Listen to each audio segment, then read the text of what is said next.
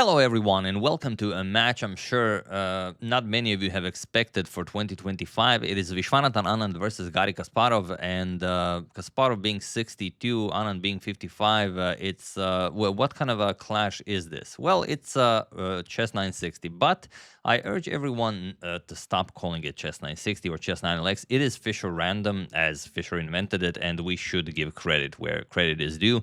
So they're playing a Fischer random match, and it's 2025, so it's 30 years after their famous World Chess Championship match in 1995 that was played in the on I think it was floor 107 of the World Trade Center, and it was an amazing match. The first 8 games started off with a draw. Then Anand won the first game, or rather game 9, but Kasparov quickly retaliated, overtook the match, and he won the match very nicely. But it's a beautiful match with a lot of beautiful games, and it's just a lifelong rivalry.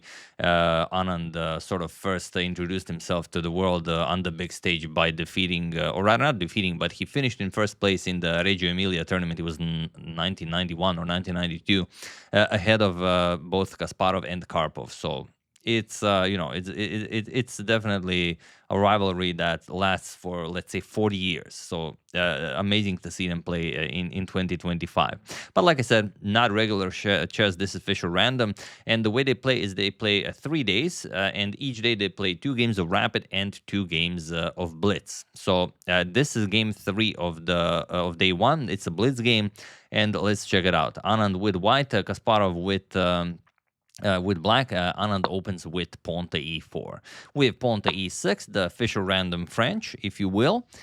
Pawn to g3 and pawn to d5. We have pawn to f4 and d captures on e4. We have bishop captures on e4, pawn to g6 and knight to c3. So okay, nicely developing. It's time to get the queen into the game. You will probably castle queenside at this point. Bishop to c6 and bishop to f3. Of course, Kasparov would like the trade to happen on c6 so he can get his knight into the game. Anand would also like that, so he brings the bishop back to f3. Says, if you want to trade, let's trade on f3. Knight e7 by Garry. We have bishop to f2 and knight to f5. An excellent square for the knight, as there is no e-pawn to kick it away. Whether Anand will be willing to strike with the g4, we'll see what happens. But for the moment, nicely developing. We have queen to e2, knight to d4, trying to force a trade of bishop for knight, and you either do it or you allow the knight to remain there, which, for a blitz game, I guess you don't do. If it was a longer game, maybe you go queen e3, but for blitz, knights are much better than bishops in a blitz game. So bishop captures. We have not bishop captures, queen captures by Kasparov, and now Anand castles queenside. And that's, for those of you who are maybe new to Fischer random, the way you castle is by clearing all of the squares that are needed for castling in regular chess. So you have to get rid of all of them, because once you castle, the king and rook go into the exact same position they would be as if you've castled queenside in regular chess.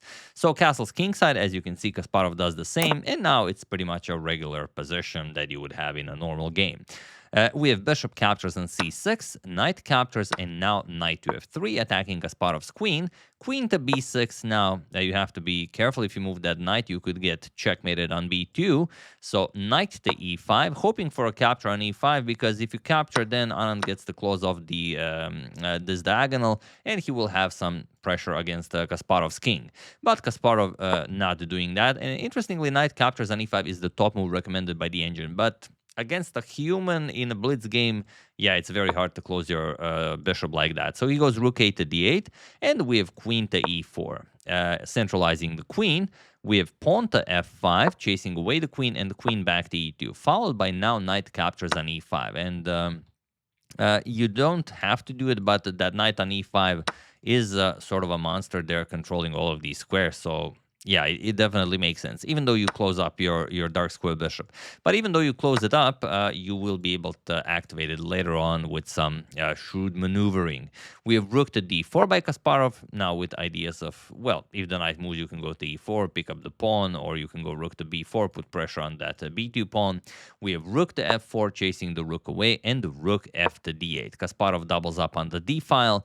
Rook captures. We have queen captures on d4, and now you have to defend that d5 pawn. If that falls, you're lost. So Anand goes rook to e1, and now we have pawn to c6. We have queen to e3, Anand offering a queen trade, and Kasparov says, okay, we can trade, but we trade on d4. And he plays bishop g7. He wants to activate his bishop via the h6 square, which means that if Anand trades, then Kasparov will be able to do that.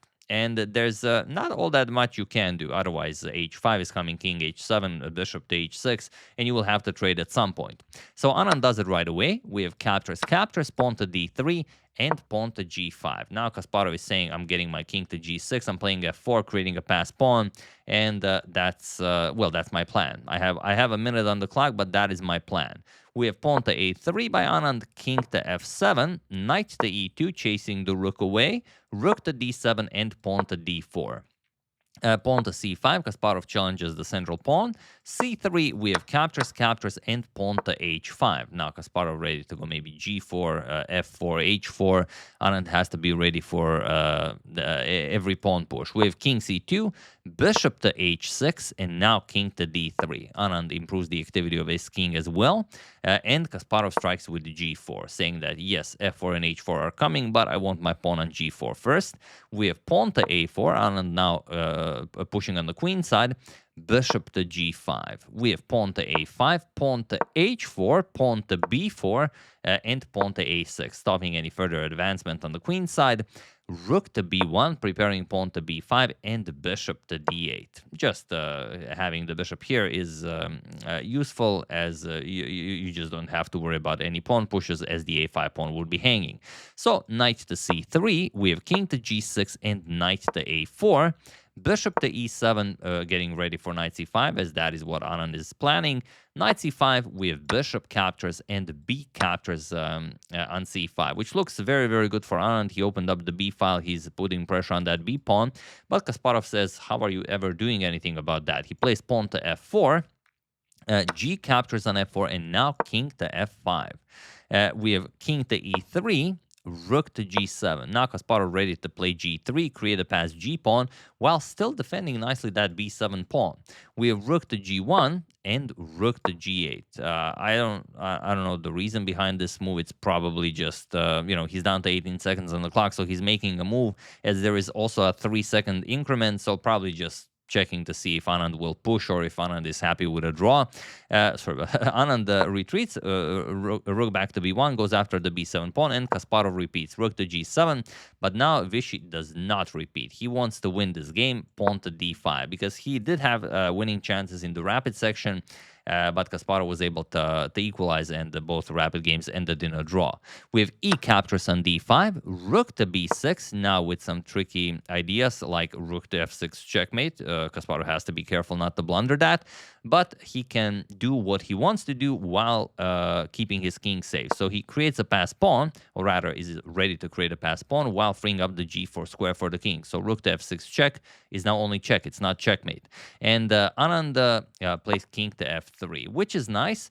But h captures and g3 maybe could be more precise. And now Kasparov cannot go for captures, because then king f3 and white is just winning. You take away the g4 square.